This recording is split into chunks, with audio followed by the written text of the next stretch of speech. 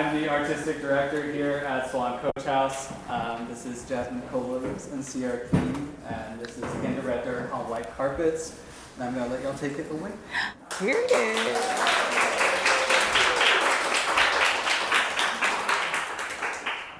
What's up, Jasmine? What's up, C? Hi. First of all, I just want to extend just a great gratitude for who you are and what you've done in this body of work and how you've just grown into this point. And I think this conversation will help people understand not only your work but also our relationship a bit more, and how just community and sisterhood and womanhood extend into the cultural work that we do, and how that is almost just making a blueprint for what the world that we want to see possible. Period, yeah. So, yeah, thank you.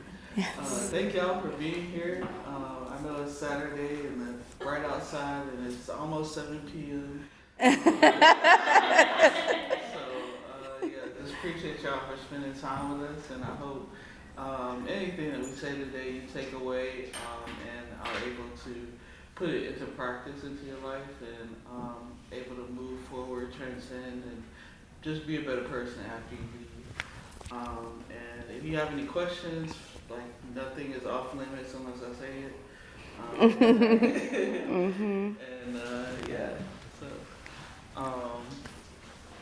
I want to take us back to Cuba. Okay. And what happened there. I know you were you went to Cuba last year. Yeah. For a just expansive trip into your beginning of being a culture worker or organizer. So what happened there? Yeah, so April 2023, I had the pleasure of going on a youth brigade to Cuba with the International People's Assembly. And there's a group of young organizers from the U.S. going to Cuba to see what the conditions are like on the ground, and see where we could connect, and understanding that the suffering that they are facing is due to sanctions and blockades put on by the United States. It's not, anything inherently bad about the Cuban government. It's, they're not able to live, right? So I went there shortly after I started organizing full time, and I was thinking about my life, my political life, how I want to see the world, how I feel like we should relate to one another and things like that. And it was cool, in preparing to go down there, I learned about an artist, a cultural worker named Jose Marti, who was a writer and a poet and, a fighter. He died in combat, defending the honor of his country and wanting his people to be free. And it was his work that inspired Fidel Castro to make and win a socialist revolution for the Cuban people, and really bring them out of, the suffering that they were facing. And that just really blew my mind to think that this poet, his words were what inspired people to reclaim their humanity, to reclaim their dignity, and to want to fight for it.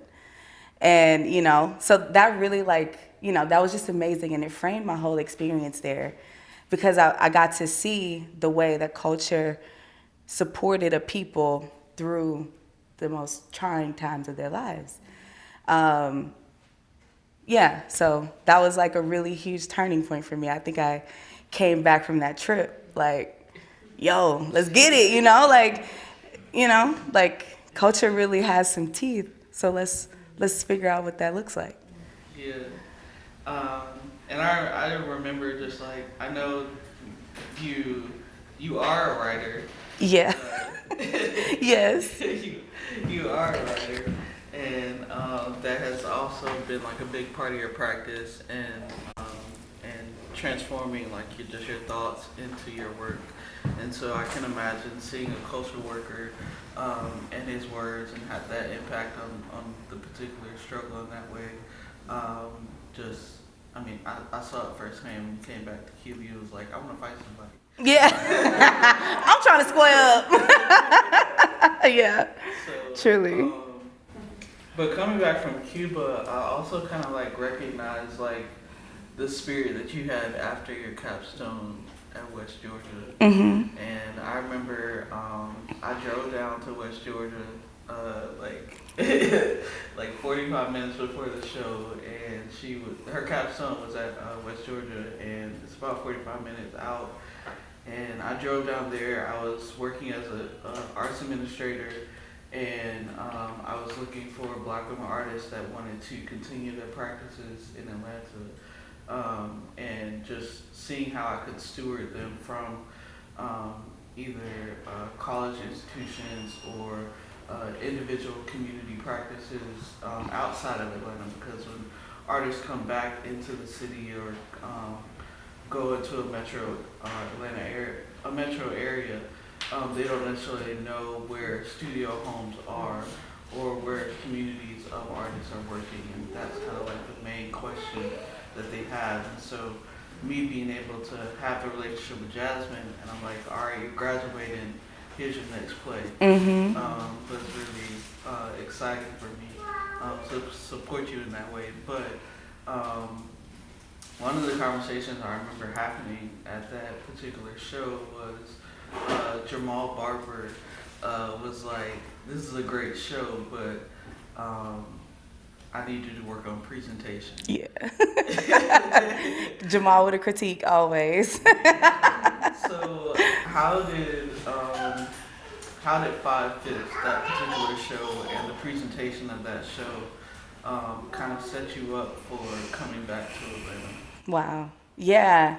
So the show was called Five Fifths. That was my like senior thesis at West Georgia.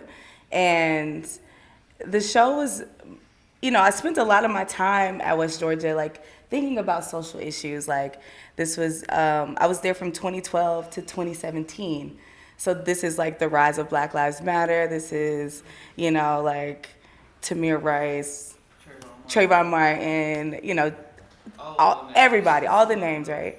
So like I'm like seeing the way my people are being treated, in this country, and like how easily it is for us to be wasted away, a movement to be built, and then like it was just like a lot of that was what I was thinking about. And so as I went into that show, I was thinking those things, of course, and my professors were also all saying like, wow, like you are technically you're proficient printmaker, but like, where's the heart? Like, like you're talking about these things, but it doesn't feel like it's coming like directly from you. And so like, of course I take that. I'm like, what you talking about? Like, I know my people, I know what I'm doing. But it was something to truly chew on. Because I was like mostly focusing on Black men, on interactions with the police and things like that. Stuff that I hadn't like personally experienced. So when I was like pushed to like center myself in the work, I kind of saw it as I was like sitting in the corner pointing at the issue versus like my work being like coming directly from me. It was almost like I didn't want people to be too close to me. So then there was like a shift where I was like, I have to tell my story. I have to tell the story of Black, Southern women, like I have to talk about this because that's the only way it's really gonna come across. So the show, Five Fifths, is a play on 3/5 and me kind of becoming a whole person and like looking at what are the parts of me that like, what are the parts that make me whole? It's my family, it's my community. It was, at the time I was at West Georgia, it was like me studying there and like, struggling with like, this great program. If you're looking to get an art, to go to West Georgia. They have great facilities. But there weren't any like Black faculty members. So I was like struggling with like figuring out, like I was defending my artistic practice, but I'm also educating my, my committee members. And like they were open and they were willing to learn, but it was double work. So I think like, leaving that, doing that show, making portraits of like my friends, all of the people. I think at the time, this was 2017, I said, these people are like the algorithm that makes me me, which is so like weird to think about with like all the AI shit going on. But yeah, I was just like, that's kind of how I saw it. So like leaving there, feeling whole, feeling like, okay, I'm not scared to tell my story anymore. And that's kind of like the energy that I came into Atlanta with. So you coming and like, and I knew that I wasn't gonna quit art. Like I was like, I'm doing this for the rest of my life. And I knew I needed community because that's what I had at West Georgia. I was like, when I leave here, I need a community. So you coming and offering community to me. A lot of y'all are in this room who, you know, were back there then. You know, I think that was like, yeah, that was the energy I went into 2018 with after graduating. Yeah, 2018. Wow. Oh, it's like, why'd you have to say the year? I think 2018 was really pivotal for the both of us in our work because it was like kind of those years of like not only figuring out a practice but just also figuring out like who we were as people and having to not having to defend that but like both at the same time. I think stepping back was really heavy for us, but it was like we were just on go for so long for that time that you just did it. And there was no turning back. Yeah. There was like no other option. We just figured it out later. It was on the way. It was on the way. I'll try to give more context to our little like shared language pieces in between. Whenever I say something is on the way, whenever I say something is on the way, during 2018, I started doing a lot of grant writing, and I started understanding how to present an artist's practices through the vocabulary of her work, their work. So I was learning Jasmine's work at the same time that she was developing the vocabulary and elements inside her work. So every day I would just sit with her and like, why are you doing this? Why are you doing that? Why are you doing this? And can you stop doing that? Damn. Yeah. Because like we had to like communicate what was happening in the work to be able to get the money. Truly, yeah. And so it's whenever I say it's on the way, I was writing grants, applying to residencies, applying to different fellowships, and so I think that it's kind of like a good segue to within the studio practices and going into residencies and how that was just not pivotal, but really integral to like how you built your studio practice to help make the work. Yeah, I like, so after I graduated and spent a year in the arts industry, I started a podcast called Studio Noise with Jamal Barber, and we were interviewing artists about their practices, and so I'm learning like every which way somebody can be an artist, can have a studio, can build like all these things. I'm learning and gleaning that as I'm trying to build my practice at the same time. And then it got to the point where I like kind of had to just do it. It was like I'd done enough research, I'd done enough kind of like feeling it out, figuring out whose path could I model my path after. There's always so much of that you could do before you just got to jump in. And so that's kind of what happened. 2020, I ended up leaving the podcast, and that was the year I got my first residency at Hambidge up in Raven Gap, Georgia. Yeah, shout out to Hambidge. And I started just kind of figuring out what does it look like to have like a studio practice. And like, how do I work? How do I like to work? And also, like, I was working at Just That Honey. I was a barista at a tea shop.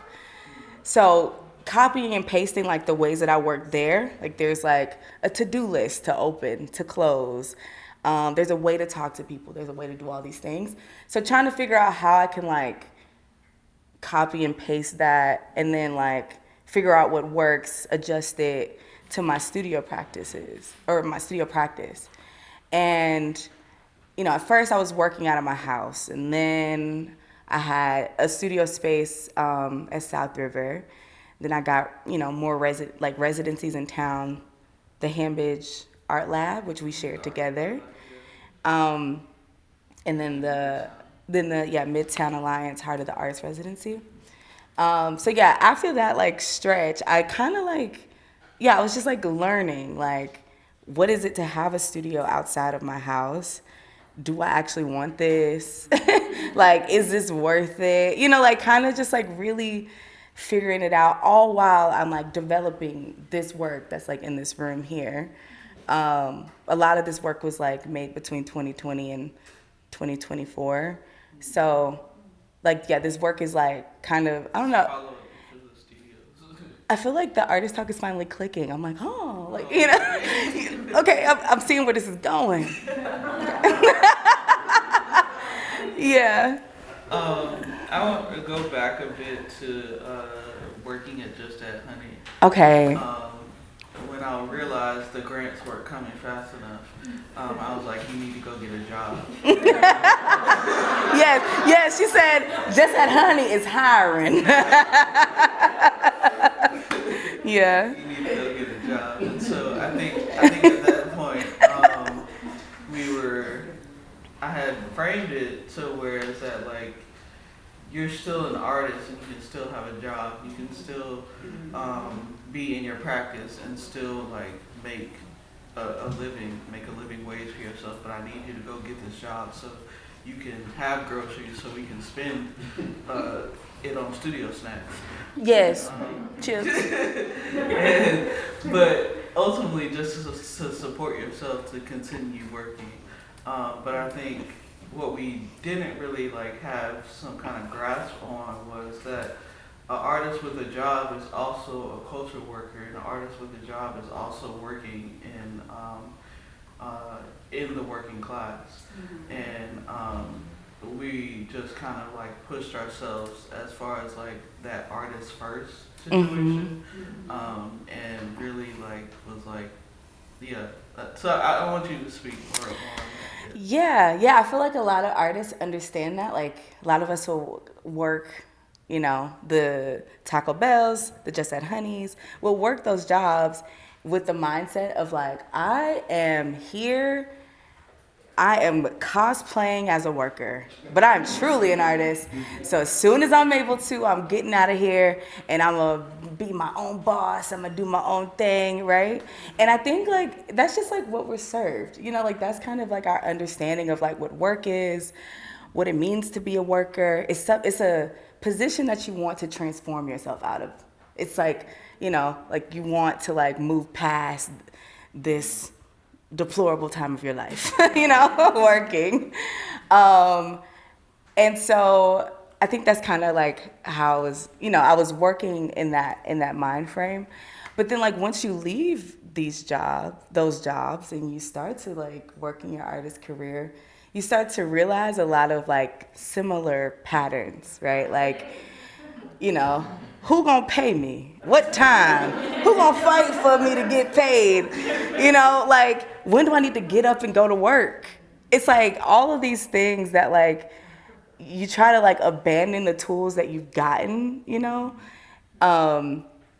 I feel like it also like not having that understanding that as an artist, you are also a worker, is that like, you don't have an understanding, like a framework of understanding as to why you feel the way you feel when you're interacting with the corporations, with the residency programs, with all these things. Like you don't understand why am I being treated like this? Why is no one going to bat for me? And it's tough, but in us developing, because like, when I started working at Just at Honey, I didn't have that framework of understanding.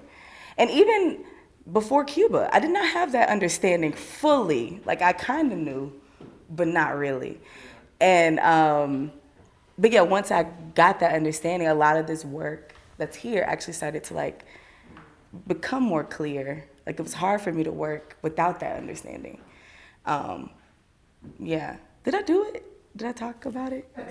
Is there any more you want me to touch on? I feel like there is, No, but not from just at Honey, but I think how did being at Just at Honey and interacting with the people and hearing their conversation, daily conversations,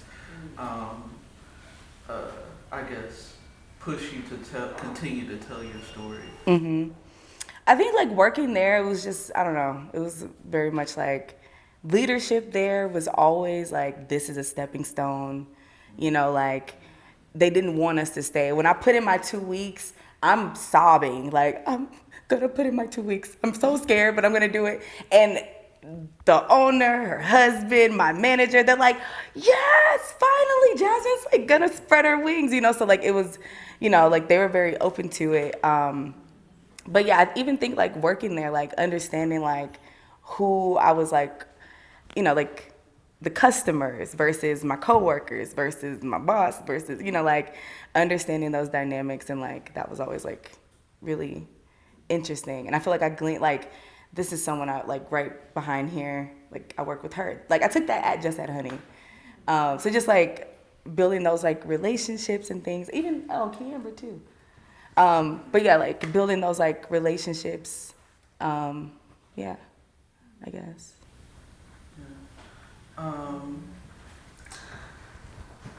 thinking timeline wise, like from Just at Honey, you kind of went into like almost a kind of like pivot from like woodcuts and printmaking and wanted to make your work more accessible. So can you speak to like the accessibility in your practice and like what mural making was, and also kind of like the process of mural making almost mirroring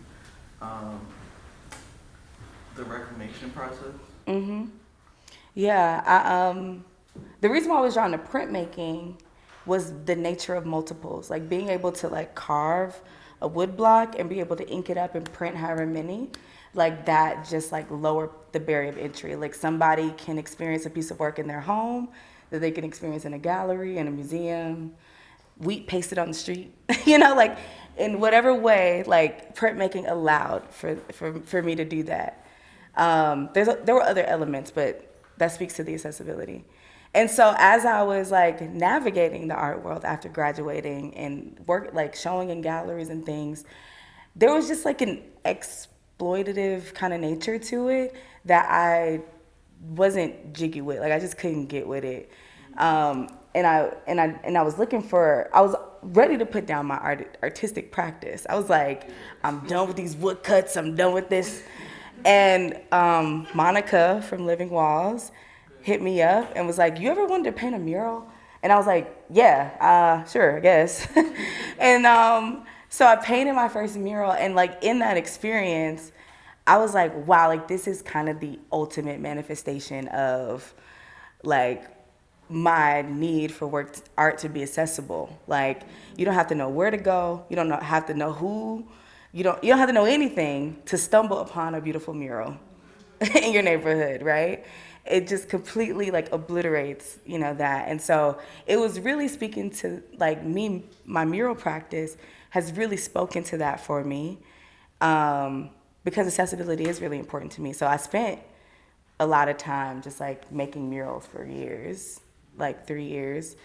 And like I would make a piece here, like do a woodcut here and there, maybe. Yeah, I feel like everybody got worried, you know, like, because I really just didn't see it. Like I was like, why do I want to be in these galleries? Why do I want to do this? Why do I want to do that?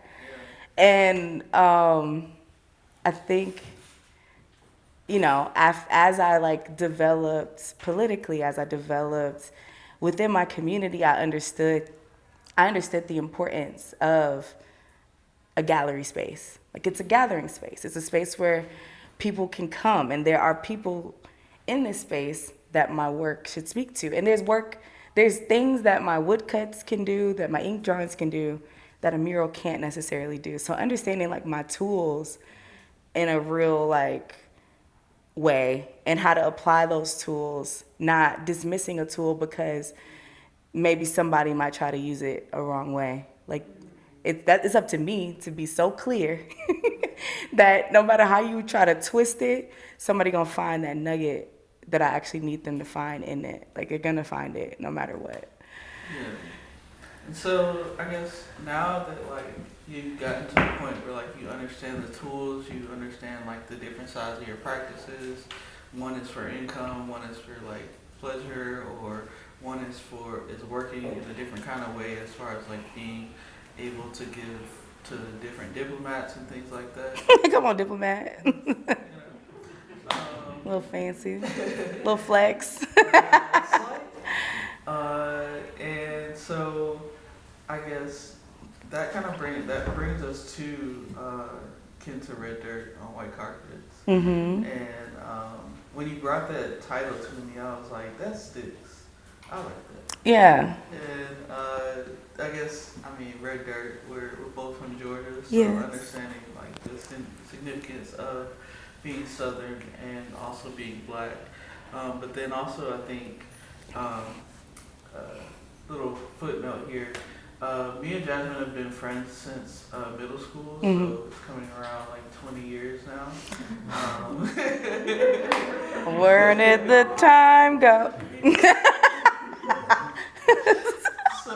Sorry. So, from starting from like middle school, I think we grew up in Cobb County, outside of Atlanta, but we were like a part of that era where we had family members or our parents. They were like true like proper Atlantans, and we were just coming in the city on the weekends. And I think we like spent a lot of like our Adolescence thinking about like why am I not in Atlanta? Yeah. Yeah. why did my parents make this choice? Because I don't like being out here with these folks. I'm fighting for my life out here. And also when I go to the city, I'm fighting for my life still. Yeah, truly. So I guess what I'm thinking about here is like, how has loving the South and loving Atlanta, and then also growing into critiquing the South and critiquing Atlanta, how have those like impacted your practice? Yeah. Wow. Yeah, I think, there's something just really special about, I think now that I have an internationalist perspective, there's something special about being from anywhere, but we only know here. So there's something very special about being from Atlanta, and having like the particular lineage that we had, like Sierra said, like my parents, my grandparents, my great-grandparents, all are like born in Atlanta or in Georgia, like just south of Atlanta, you know?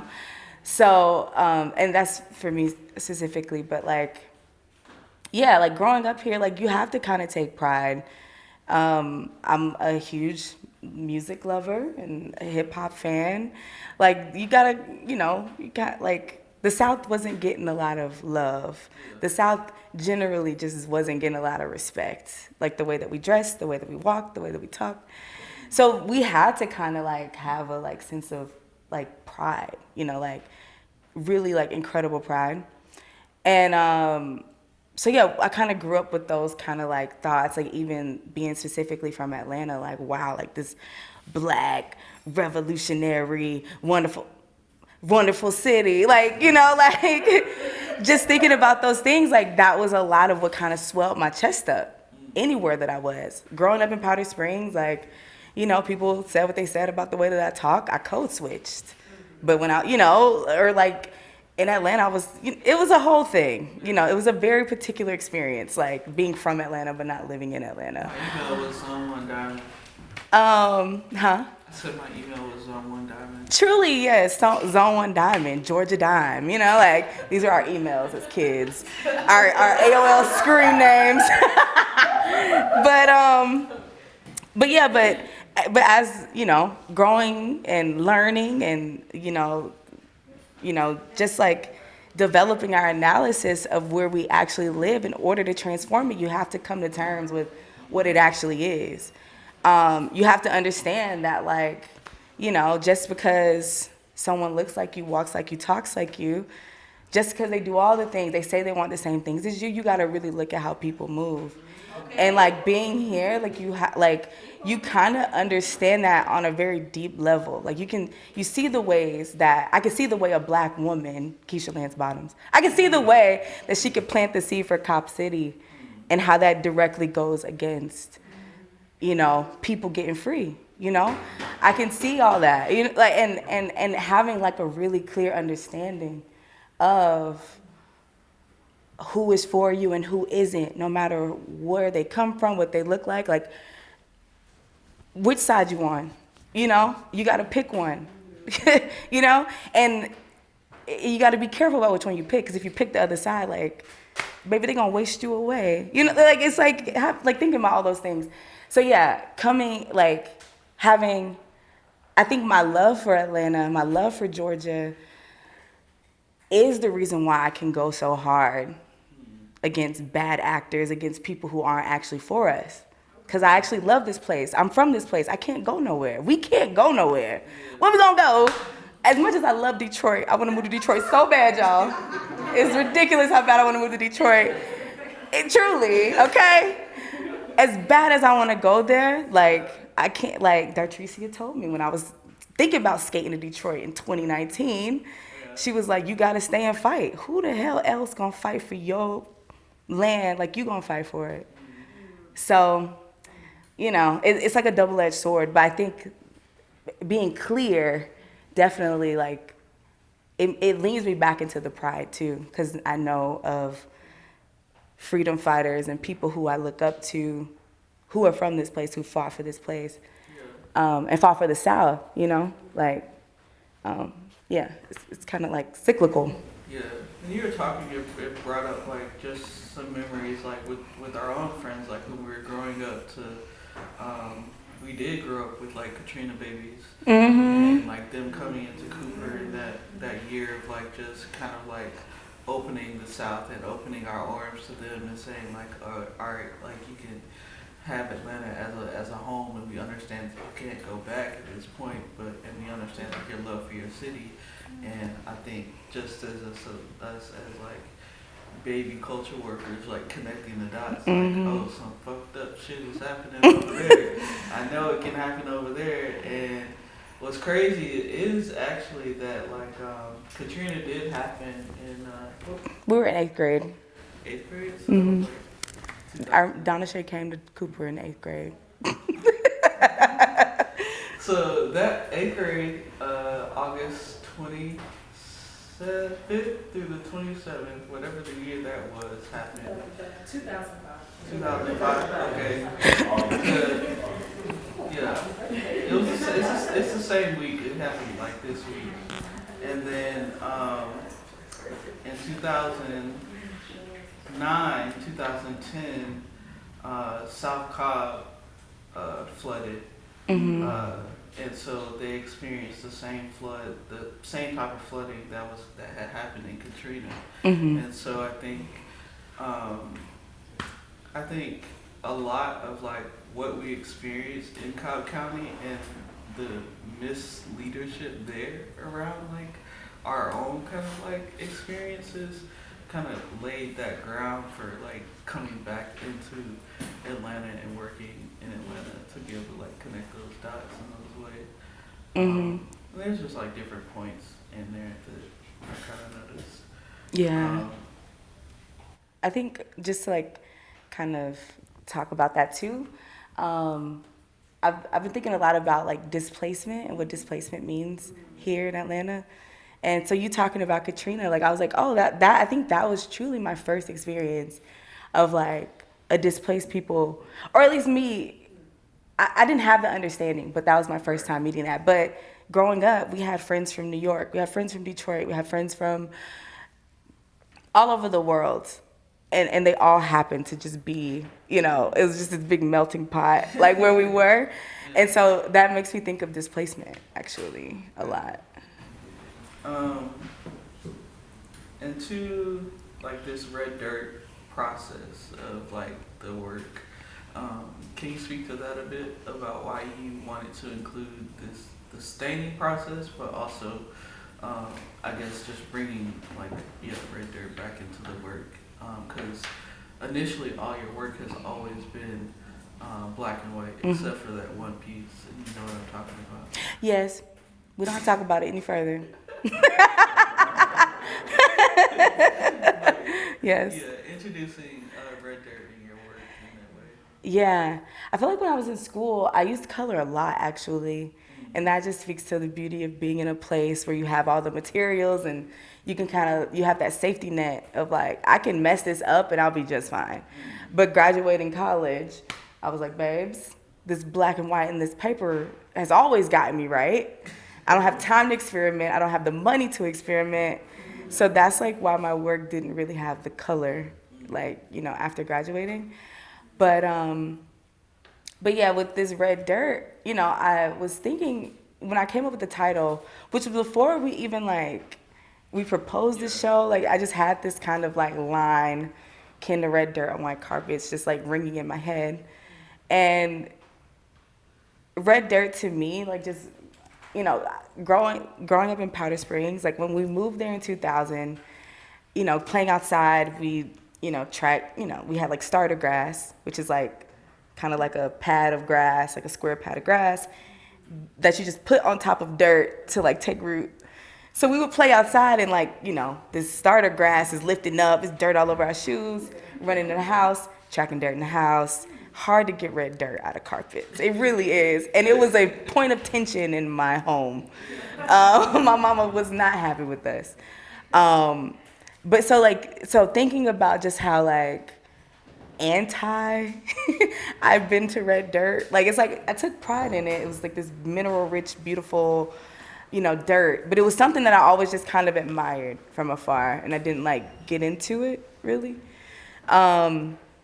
So yeah, for this show, I was wanting to bring that pigment and those colors into here, thinking about literal red dirt on white carpets, this literal, this red, rusty kind of color. But thinking about, in a more abstract sense, me going against what it means to be Southern and Black and a woman, me standing up in all of my humanity, not just the small parts of it. And how that was a stain on the social fabric. That was a stain on my interactions with my parents changed as I developed an analysis of the world. Against my friends, against people I was dating. It literally just my whole everything shifted because I was standing up, because I was becoming all of who I was. I was accepting the parts of myself that I was maybe a little scared of, or the parts of myself that I thought were dirty or nasty or all these things. So bringing the red dirt into this show, I feel especially as this show is a mile marker in my career, I feel bringing this pigment, I literally just had mud under my nails for 2 weeks, staining all this paper, but it really just got me reconnected to the ground almost. It got me connected to the base. And there's no way you can transform anything in the society if you're not starting from that place. Okay. So we in church. There's literally no way you can do it. You can't live from midair. You have to start right on the ground. So I think that's where red dirt has come in. Sorry, my mom, my aunt, and my grandmother just walked in. Yes. Perfect moment to walk in. And I think, speaking to that grounding and then walking literally. Don't make me cry. And us archiving your practice in real time, how important has telling the lineage of your family been inside of the work, whether people can see it or not? It's been just a part of my life, my whole life. My mom is a photographer. She's always taking videos of the family, even to get that camera in my face. I don't want to take no picture. I don't want to do this. I don't want to talk. Despite that, my mom always made sure she documented things and documented our life. And so yeah, archiving has always been just really natural for me. Being on camera, people taking pictures of me, like it's just something that's always been a part of my life. And understanding the importance of that, being able to look back at pictures, to be able to tell those stories, to be able to recount your life, to know like this is what it was. Like, and I think also, and it's so easy to lose stories. Like growing up in Atlanta, I know this well. And so like there's parts of the city that like I can't go to, like where my aunt and my mom grew up. Like that place literally doesn't exist. Hollywood Court literally doesn't exist anymore. The house that my great grandmother bought doesn't exist anymore. You know, like it's like, so having the photos, having the pictures, being able to tell our stories, like something that's just been innate in my bones. So, and you also understanding like what loss is. I think that's also why you're so drawn to the archive. And yeah, and I'm also thinking about like people that we look up to, like, you know, we can rattle off all the names, but thinking about their archives and the parts of them that we're able to like kind of live with and find our humanity in, like that's always really nice to like think about, and something that's really important, something we should all be thinking about for all of our lives, no matter like what you do. Yeah. We're coming about 3:55. Is there any like, I guess any like process question that you're thinking about, or any I guess from 5/5 to now, how has like the technique of your hand changed? And how has, I guess to kind of full circle it, how has the presentation of the work changed? Yeah. I think, yeah, the techniques have changed in that like when I was coming up and developing my art style, I was thinking a lot about just like hatching lines, just like how can like different line thicknesses create value. Like that's really what I was thinking about. But then as I kind of like was moving through my career, I found that like just those lines wasn't enough. And so I started working with patterning, and I was thinking a lot about scarification, wounds, thinking about tattoos, like the ways that we like the scars and the weathering of our bodies over time, like thinking more intentionally about that. And also, all of the people that I draw are Black, and how like Black skin is like a marker. Like when you walk in a room, I think it was a Childish Gambino interview I listened to, where he was talking about how like you can't walk in a room as a Black person and just be neutral. Like it's like you wear a kufi, it's like, oh, that's a brother from the nation. You walk in with a suit, you know, like there's like somebody's gonna make an assumption, you know. You never walk in there with like a clean slate. So so that's how I think about the patterning in these pieces. Like they're markers, and they're marks that people have either that like things in their life that have impacted them that have left a mark, or marks that they make willingly on themselves. So yeah, so I think technique-wise, I've been thinking a lot about that. And then also, you'll see like two of the pieces in the show are of like bodies. And so I think for those pieces, I was thinking, because mostly I did portraiture. And so when I think of a face, and I think of our, like parts of our bodies that we show often, we put on makeup, we get pretty, we do the things, we put our best face forward, and then our clothes can hide away parts of ourselves that we aren't necessarily comfortable with, or that we don't want to show, we save for certain people.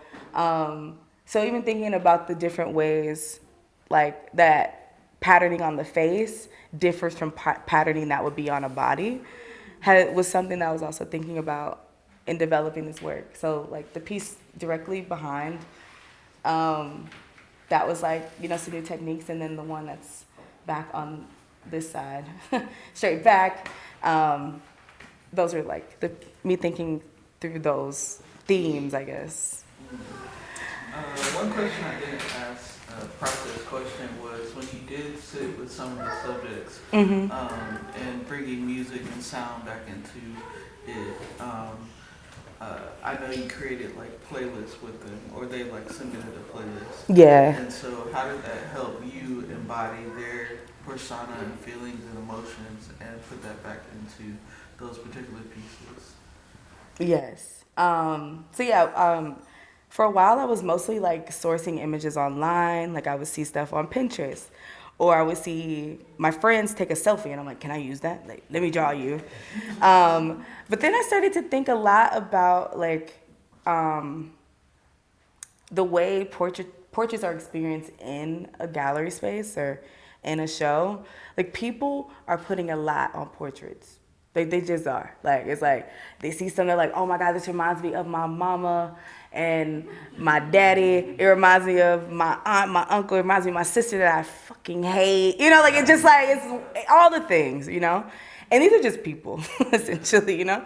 So I started to like think about that and like thinking about, this is like very woo-woo, but like, does that burden get placed on the figure? Like the person who sat for that, they didn't necessarily want that, right? So I started thinking a lot about being ethical and more intentional about how I like take reference photos. So I started like paying models. Like I hit up my friends like, yo, I got like, this how much money I got for an hour. Like come sit with me, let me take a picture of you.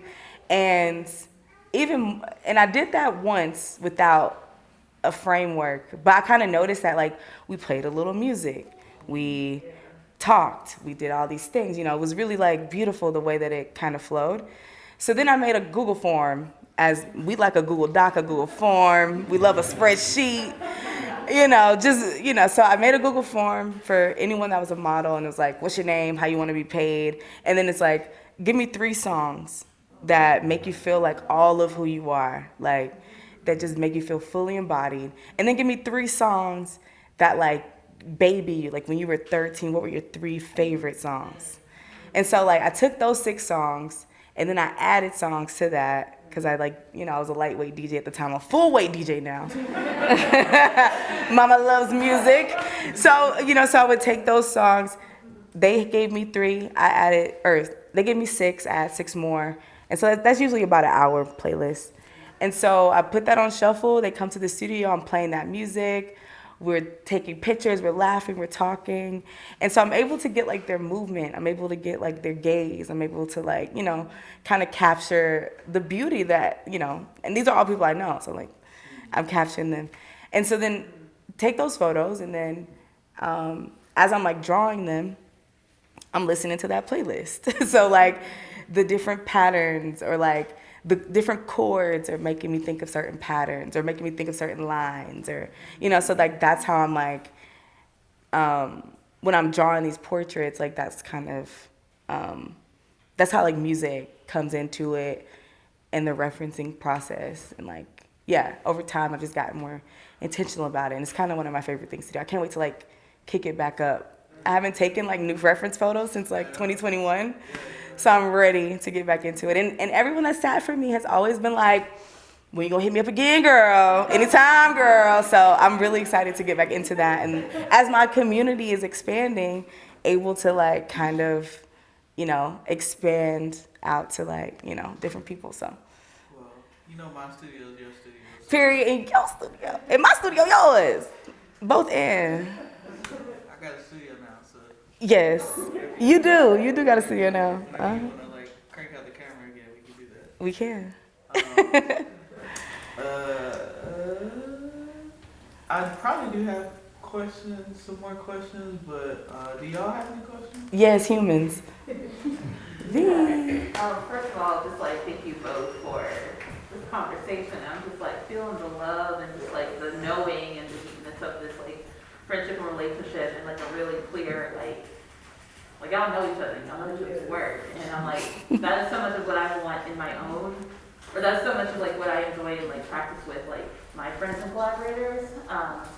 Yeah. So my question is, I think about the language of cultural worker, and how, there's many times maybe we're doing the thing before we have the language for it.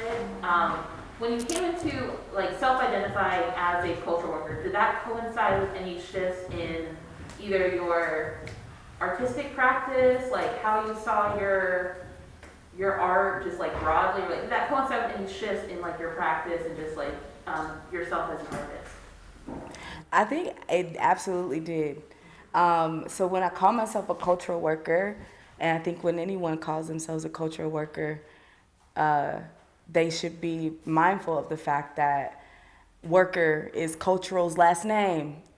So it's you kind of it's you accepting your identity as a worker and understanding culture as a tool to like that's how we relate to one another. So I think, when I started taking it on, I started thinking of it as like a working title. Like, yeah, I'm a cultural worker, I'm a muralist, I'm an artist, I'm this. But as I've developed, even in the last 2 weeks, last week and a half, understanding that it also is about how we walk, how we talk, how we show up for one another, how we protect each other. So cultural worker has to be, if you're going to take up that title, it's a responsibility within a community.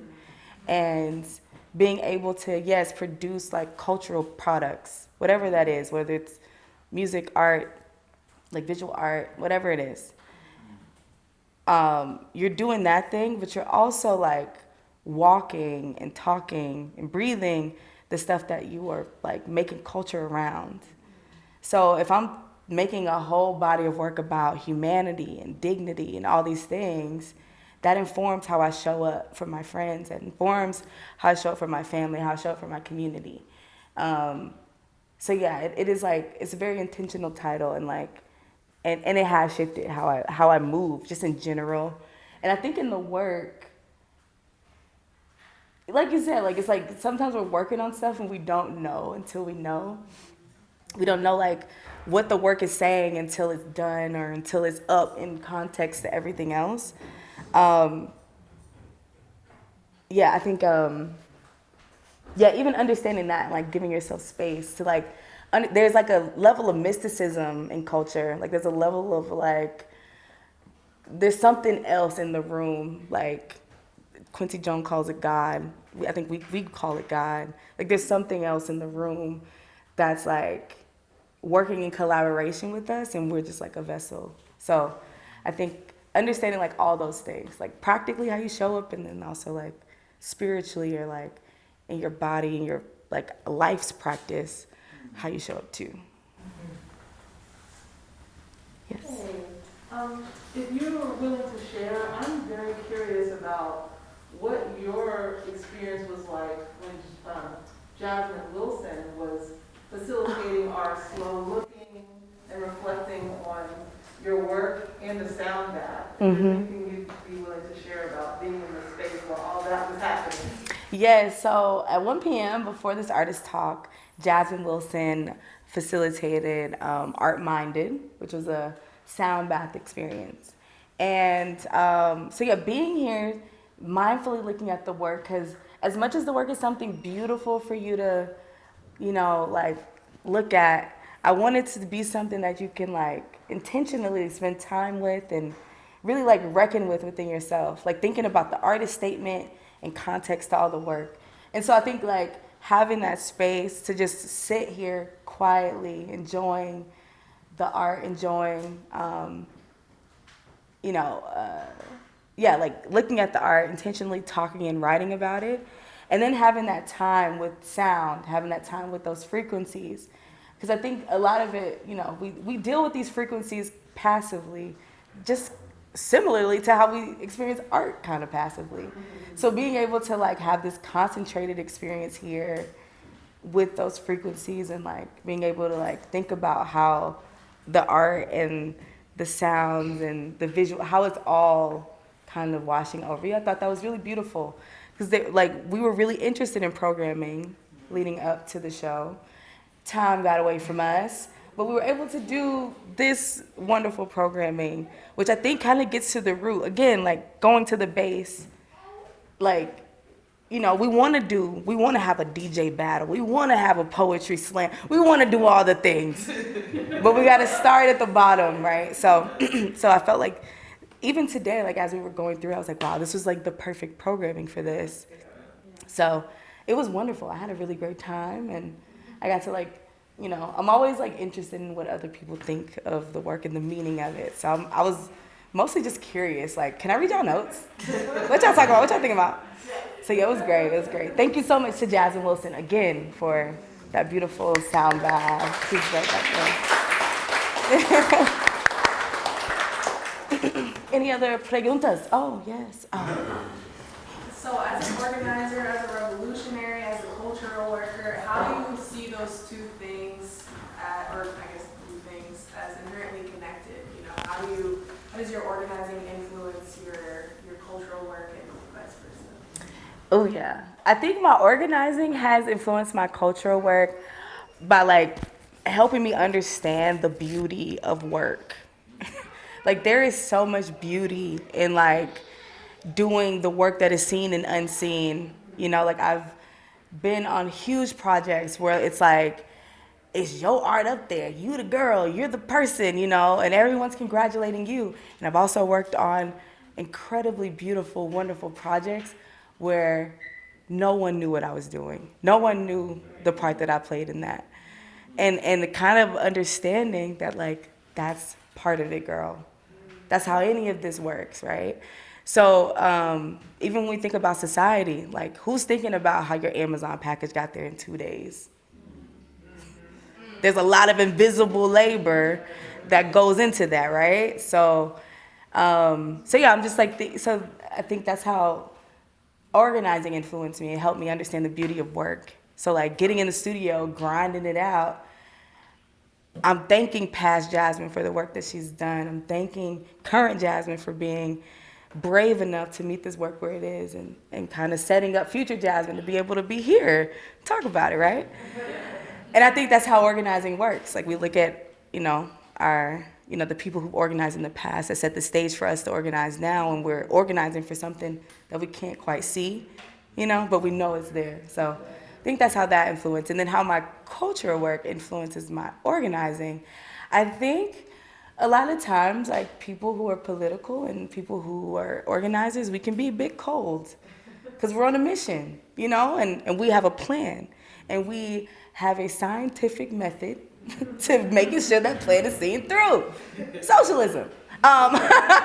We have a plan, you know, so we're doing this thing, right? And so like you could be on that path. You could be on that path very like steadfast and like, and you can kind of you can lose sight of what you're fighting for. And so I feel like culture definitely like injects the heart, injects the warmth, it injects everything that you need in an organizing space in order to keep everybody going, right? To have vision and sight for like what we're even here doing. Why? Like, yes, I want this world. I want, you know, people to work hand in hand with the planet to meet all of our needs. You know, like I want everyone to be able to eat good, talk good, live good. Like I want all these things for every single human being on this planet. And I don't want to get so caught up on the to-do list that I'm not thinking about the movement, the dance, the singing, the joy, the grief. Like I'm not thinking about all of my humanity like while I'm doing this work. So I think that's like how they both kind of like work together.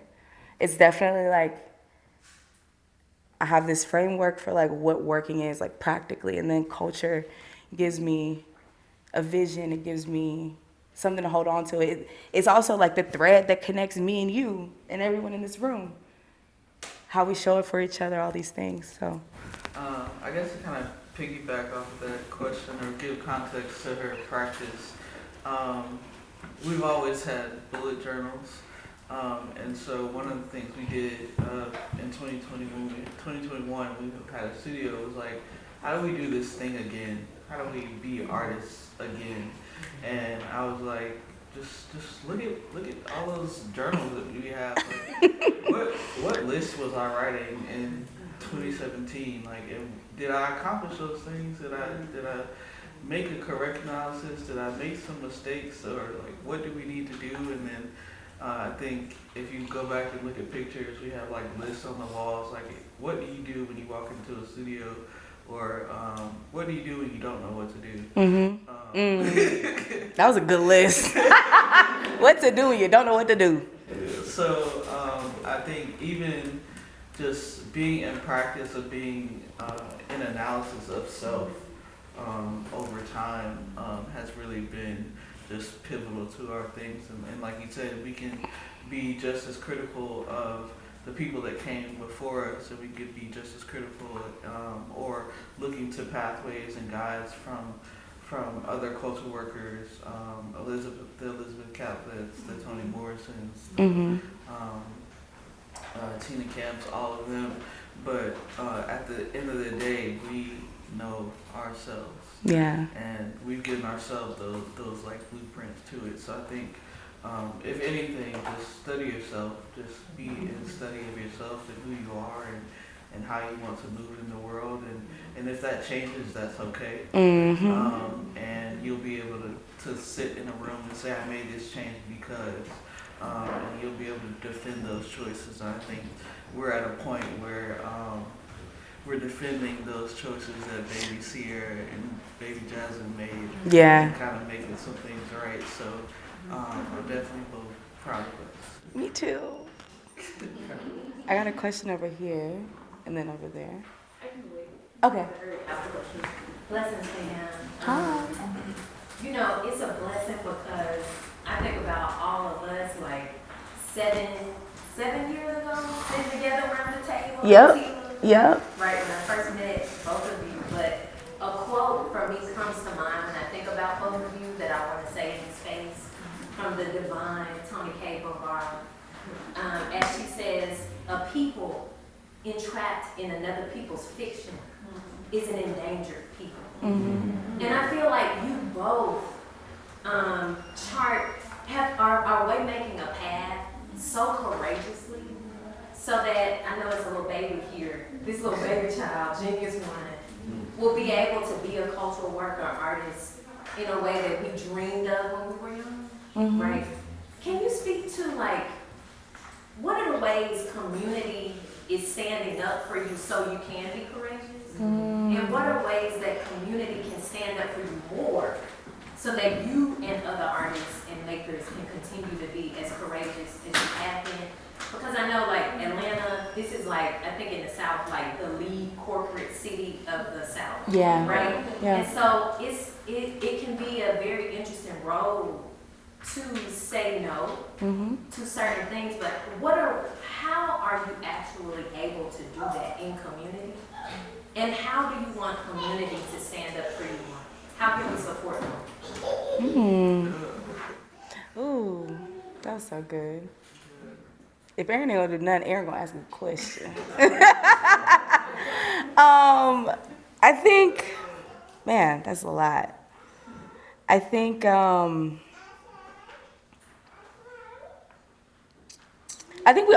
have to understand that like courage is like, and bravery is contagious.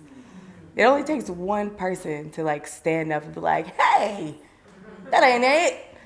And of course, we are all like, we have a very deep understanding of our conditions. We understand our life in a very real way to where like, if someone says something ain't right, you know it ain't right. Or you know they talking some mess. It's like, you know, deep down in yourself. And so being able to like really stand up it's a communal effort, right? So it takes one person, it takes two people to stand up and be brave, and that will influence like all the people. And I think the way the community could be more supportive is to really like reckon with these ideas and these words that we use. When we talk about community, what are we talking about? When we talk about representation, what does it mean and what has it meant in the past? did it like, you know, having black faces in high places don't mean nothing if if they're not doing what they're supposed to be doing. So really like understanding like, what does community mean? What does it mean to protect each other, to protect yourself, to love yourself and to love others, you know, like really thinking about that critically and learning how to walk and talk in that. I think that just the general like practice of love, right? I genuinely love Jasmine. Like this is like I love Jasmine, but I love you all the same. I love you all the same. Like if I had to sit down and have a conversation with you, like I would probably die for you. Truly, yeah. So it's like being able to extend that love, whether you know a person from day 1 to day 20, and being able to understand that they're in the same struggle that you are, and are coming against the same problems that you once came against. And then I think also just, I think it just goes back to documentation, like documenting daily, like what your life looks like, and not just going, and like I said, being in self-study, but then also documenting for a point to say, I'm truly embodying who I say I am, and so that no one can say who I am not. And I think that understanding that definition of self is just a reflection of your community. Yeah. Yeah. I have a question. This question has already been asked. Just skip over it. But, I had to step outside after this happened. But I guess my understanding is that you all have been friends for years. You've worked together on several projects, and I'm curious to know what lessons you learned from working with each other during this particular show. What did you learn about each other in the context of this particular show?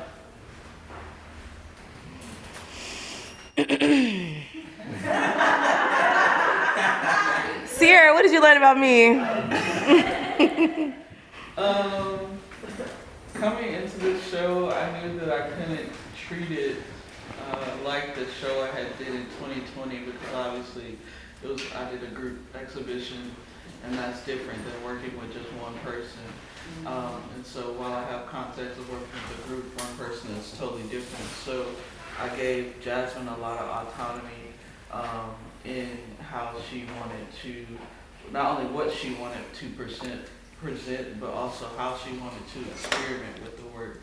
I think I came to the understanding that my job as a curator is not to necessarily say, this is what needs to go up, but how can I be of help to present your best work, but then also how can I help you be brave in presenting something that you haven't done before. And so I think the brave part came at the end of it, and so my project manager kind of had to like kick in and be like, we have like 10 days, so I need you to not go to New York for a week. I need you to go be in the studio and go dig up some red dirt. Do what you said you were going to do, right? That part.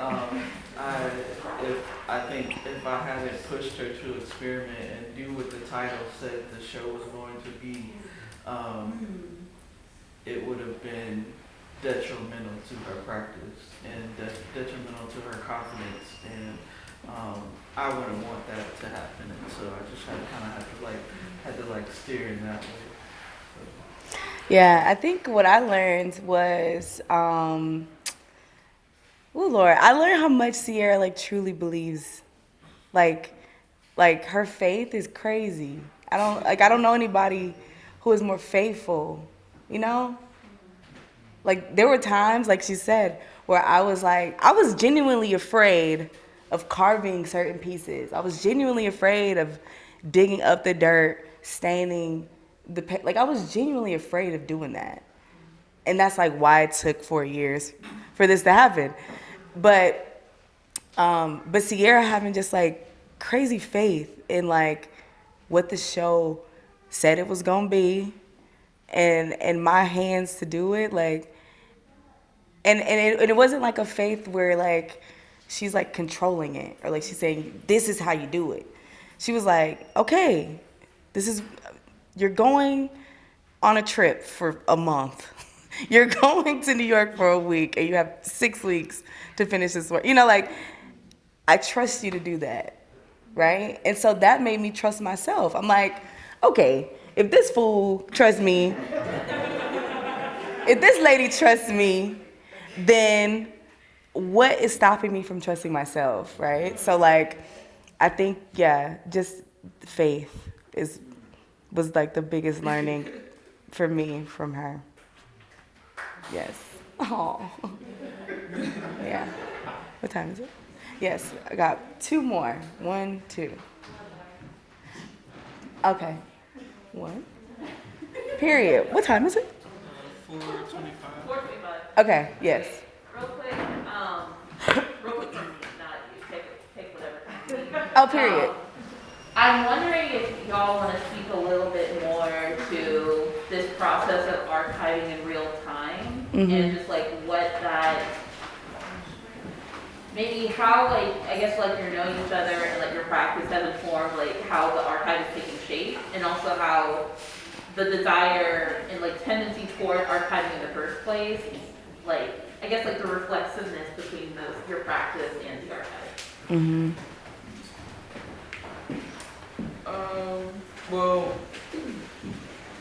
we started bullet journaling earlier in the beginning of it, and I was always a photographer of her. I started as a documentarian of her work, and then it kind of moved into documentarian of her rest in that way. And so just understanding different parts of her practice, but then also cultivating a relationship with her that I would be able to document the rest in a way that it wasn't, I guess, intrusive. Like, if I'm in a room with Jasmine, you probably don't know. I'm like in a closet somewhere with my camera. And so it's not intrusive. I let her do what she does. There used to be a beanbag in the studio, and whenever someone came in, I would take like 10 pictures and go back to sleep. So just not being intrusive to the artist's practice, understanding their own boundaries, understanding that they don't want a camera in their face all the time, and then also keeping something sacred. Like, I don't share a lot online of the documentation that I have of Jasmine. That's for the archive wherever it goes. And so, yeah, I think keep things sacred while you're documenting in real time. Cool. And then we have one more. Yeah, I was just curious because you mentioned kind of in passing wheat paste, and I find it such a fascinating way to bring art, you know, to the streets and outside of the gallery. And since you had talked about that difference with murals, I was wondering where wheat pasting played in, and do you use that more with your activism, or is it more strictly in a fine art context, or, you know, maybe you could just expand on that a little bit. Yeah, I feel like I mostly use wheat pasting in a political context, like with my organizing. But I think I also like it. I feel like there needs to be kind of an expanded way to think about it, because like there is beauty in, like, if one of these was like, this is work on paper, it could essentially be wheat pasted. You have it in one of the I'm Woman piece. Oh yeah, I wheat pasted in some pieces that I've done in a gallery context. Yeah, for the 2020 group show, and then in 5/5 when I graduated college, I did some wheat pasting then too. That was just in a gallery space. But yeah, I think there is like kind of melding those worlds or like blending them even more. I think there is some value to that, like kind of like, because like fine art is kind of seen as like up here, and then kind of like bringing it off that pedestal. Because I feel like it being on the pedestal is why it can be exploited in the way that it is. So kind of like bringing it down, and then also like bringing up like public art. There's beauty to being able, like someone that, like my mural in Midtown, like the lawyer that works at 999 Peachtree and the waitress at Taco Mac have the same mural. Like, and it speaks to them in the same ways, in different ways and all that. So yeah, I feel like I want to think about it like even more.